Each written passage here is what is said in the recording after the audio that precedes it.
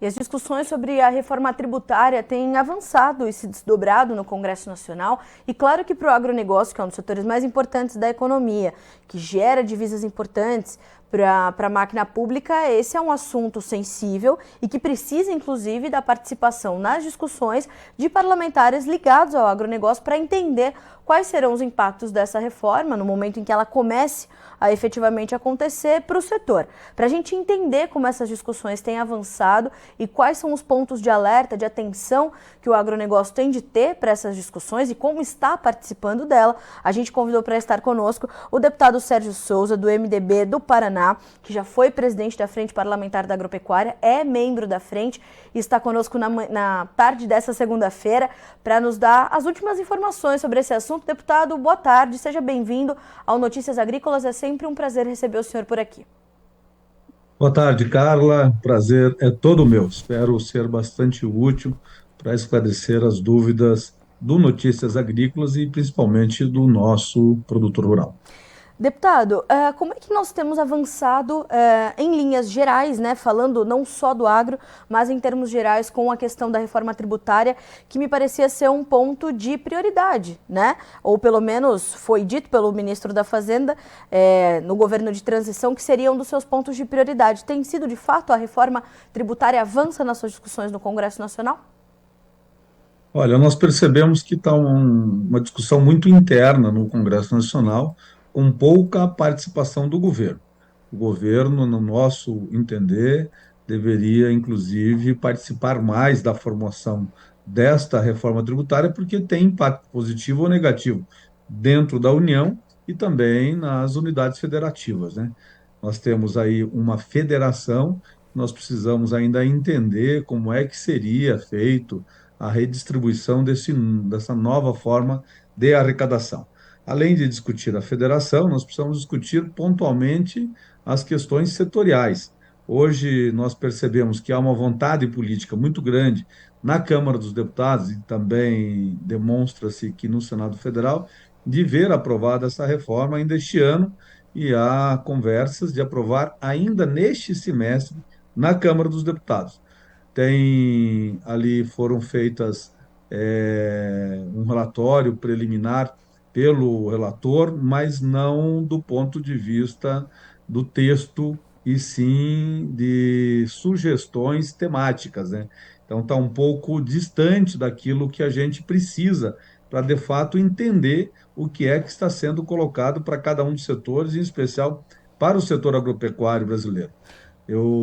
Na semana passada, nós estivemos com o relator, algumas conversas pessoalmente, também por telefone, grupos de trabalho nosso da Frente Parlamentar Agropecuária com grupos de trabalho do relator, assessores técnicos, tentando entender o que é de fato que eles querem colocar na reforma tributária. Porque tudo que nós temos até hoje é o texto que saiu lá atrás da CCJ, né, da Comissão Especial da PEC 45. Nós não temos aí um texto apresentado por esse novo grupo de trabalho. E se nós olharmos para aquele texto lá de trás, não serve ao setor agropecuário, porque tem uma taxação muito alta ao setor. Deputado, nas suas últimas colocações ali, principalmente pelas redes sociais e falando em nome da Frente Parlamentar da Agropecuária, o senhor falou, é importante a gente saber se vai gastar mais dinheiro ou não. Isso precisa ficar claro para o agronegócio brasileiro. Então, pelo que eu pude entender, ainda não está claro justamente porque vocês ainda não têm acesso ou não têm ainda detalhado esse novo texto. É isso?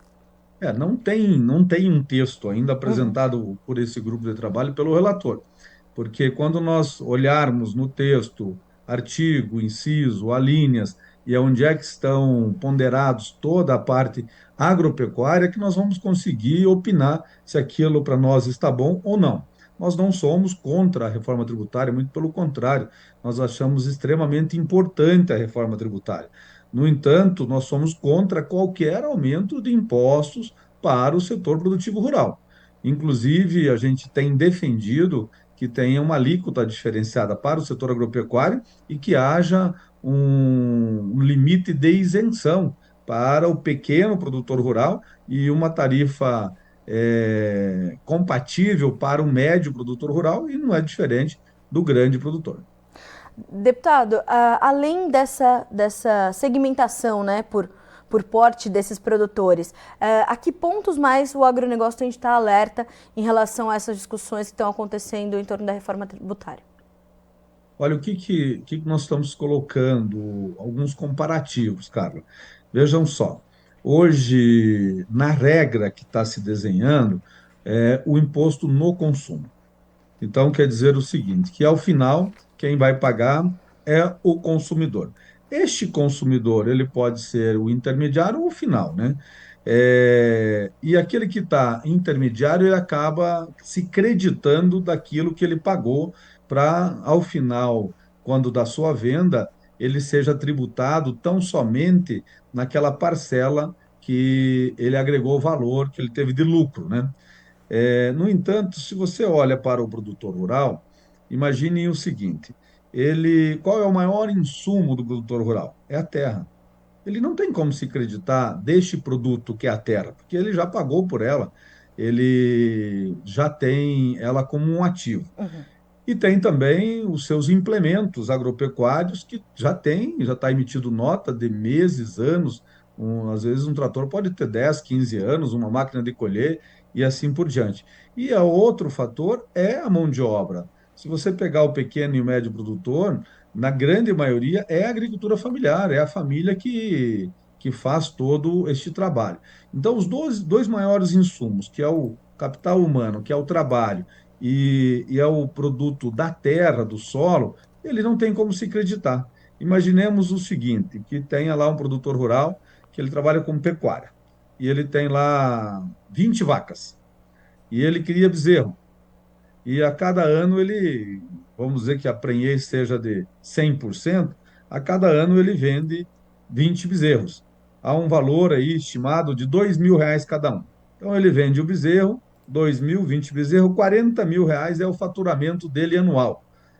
Ele vai emitir uma nota fiscal de venda e na proposta original ele pode pagar aí 25% de imposto sobre a venda. Ele vai pagar R$ 10.000 de imposto.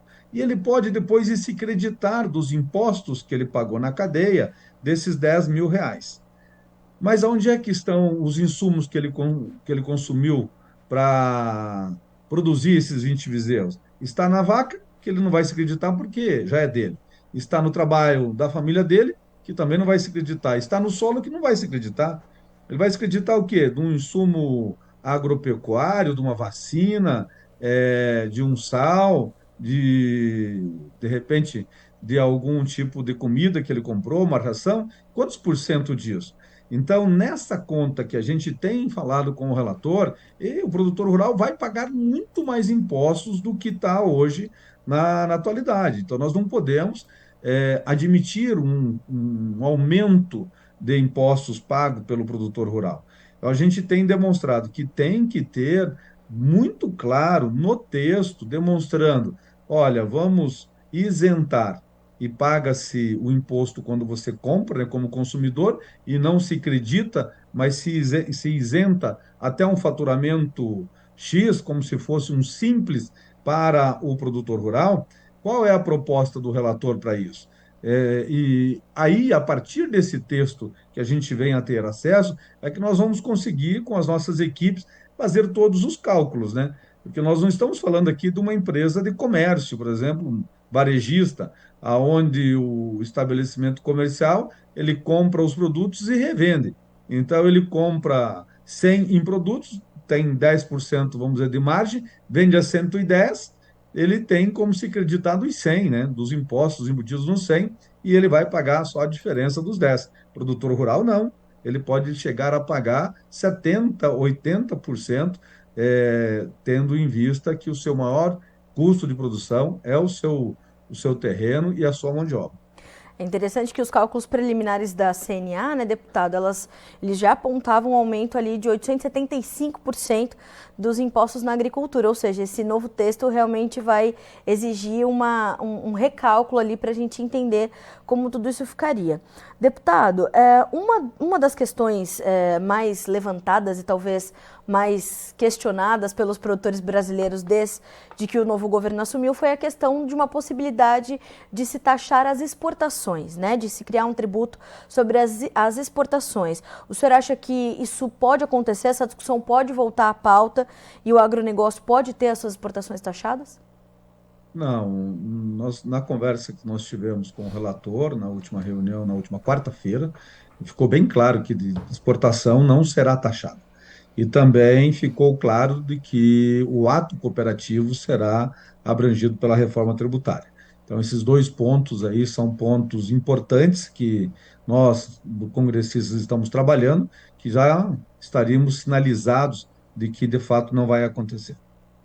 Deputado, como é que o senhor vê e tem visto esse espaço dado ao agronegócio, aos representantes do setor nessas discussões junto à equipe que trata de avançar com essa reforma tributária? Então, logo também o deputado Pedro Lupion assumiu a frente parlamentar na sequência, né, do senhor, que já vinha trabalhando isso muito de perto. Veio essa colocação de que, de fato, esse pleito de que a FPA estaria presente nessas discussões seria feito, e eu queria entender como é que agora os parlamentares da frente estão inseridos nessa discussão. Bom, primeiro que a nossa frente, ela é uma frente temática, nós defendemos o setor produtivo rural como um todo, né? Porque não é só cuidar da porteira para dentro. Nós temos também que cuidar o que vem antes da porteira, por exemplo, nós temos a questão de insumos, a tributação desses insumos, de máquinas, e depois da porteira tem a agroindústria, tem também a cadeia de logística, então a gente precisa cuidar de um todo, tanto que nós nos envolvemos com temas como regularização fundiária, licenciamento ambiental, a questão da nova lei dos defensivos agropecuários, nós nos envolvemos com a questão tributária, mas também com as questões de marco temporal para a demarcação de terras indígenas, porque tudo isso pode influenciar no custo de produção e também no Sim. direito à propriedade. E o que nós temos deixado muito claro que a nossa bancada dificilmente terão membros ali que venham votar aquilo que vá contra o produtor rural, contra o nosso principal ativo, que é o agricultor brasileiro. Então, nós temos uma bancada muito coesa, uma bancada muito firme, e o relator, ele sabe contar votos, ele sabe que sem o apoio da bancada ruralista no Congresso Nacional, não terá êxito em avançar com a reforma tributária, porque é uma proposta de emenda à Constituição, que precisa de quórum qualificado na hora da votação, de 3/5, então precisa de 308 votos aprovando a reforma tributária, e a nossa bancada ela tem um número significativo de membros ativos e muito vocacionados na defesa desse setor. Então, sem o apoio da Frente Parlamentar Agropecuária, não avança reforma tributária no Congresso Nacional. Por isso que nós precisamos ter um texto que seja bom para todos, seja bom para o produtor rural, seja bom para o Estado brasileiro, seja bom para a indústria brasileira, para o comércio, para o serviço, mas também que seja bom para o nosso setor agropecuário.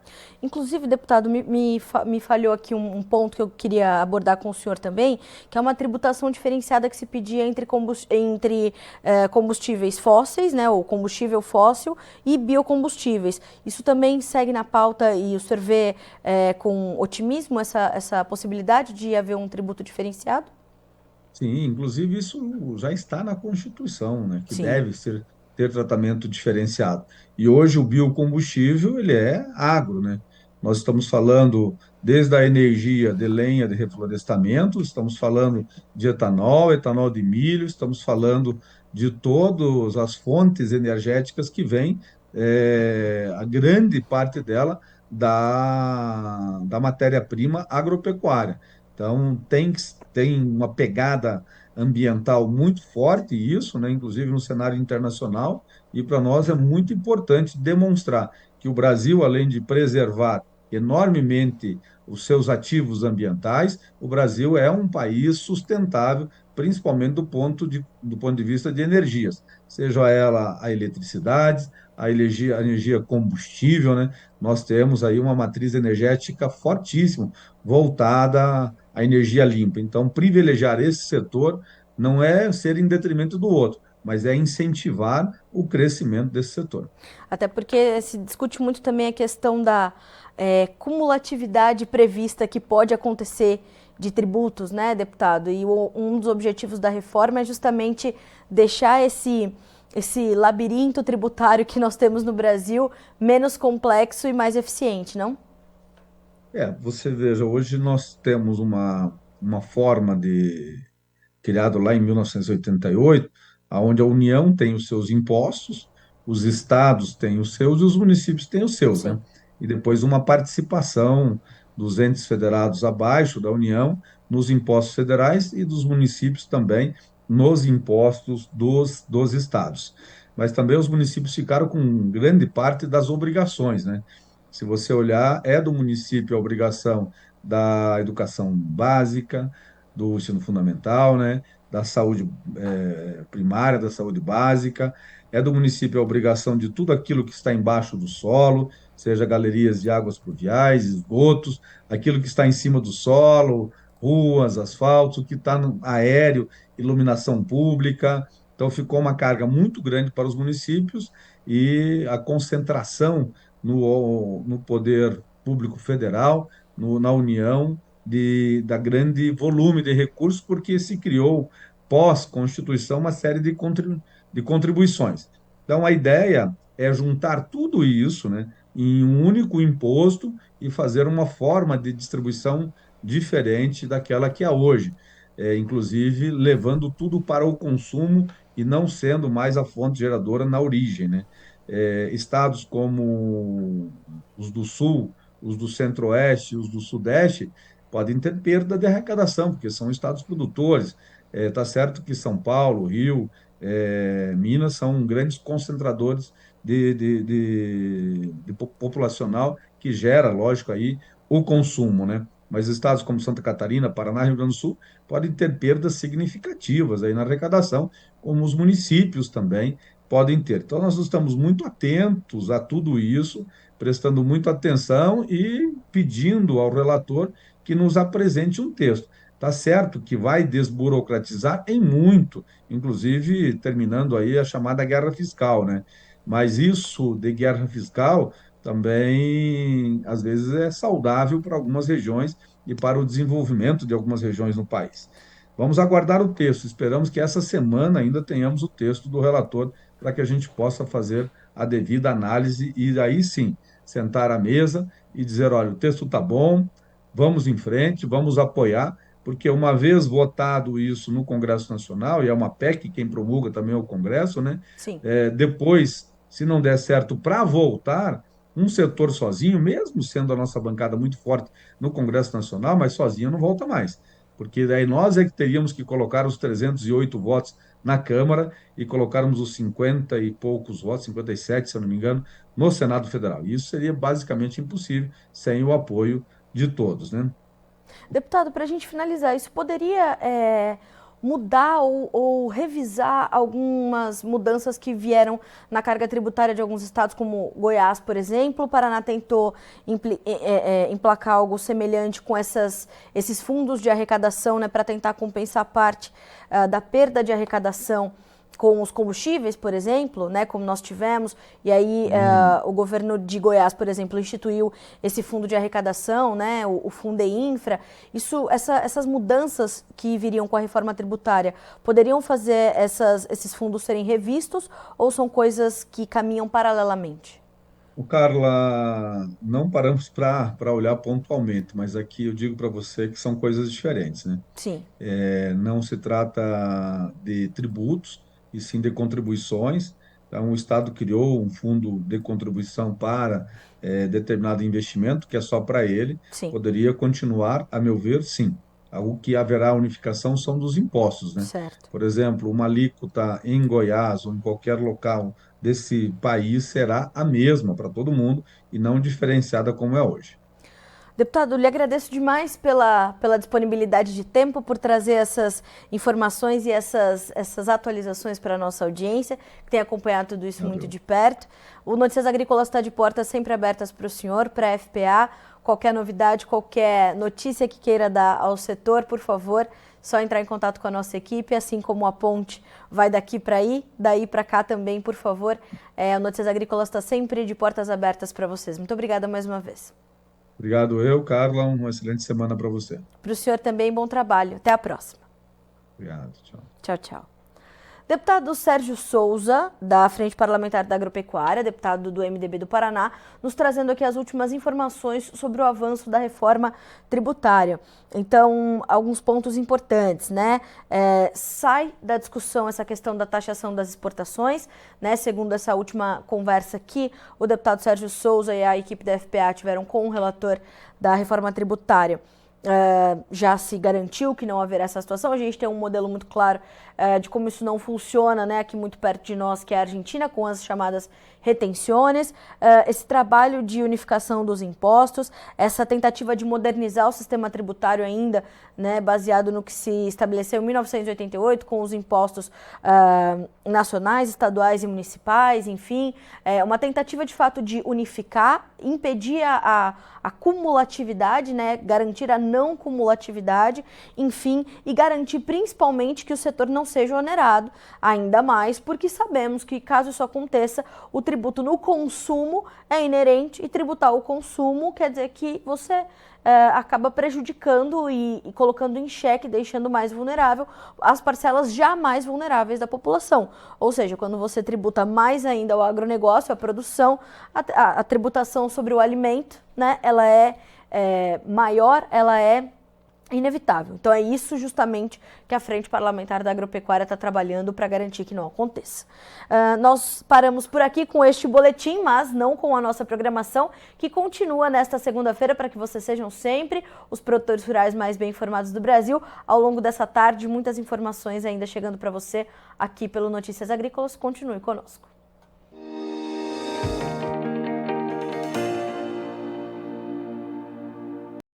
Participe das nossas mídias sociais, no Facebook, Notícias Agrícolas, no Instagram, @Notícias Agrícolas e em nosso Twitter, @Noteagri. E para assistir todos os vídeos, se inscreva no YouTube, na Twitch, no Notícias Agrícolas Oficial.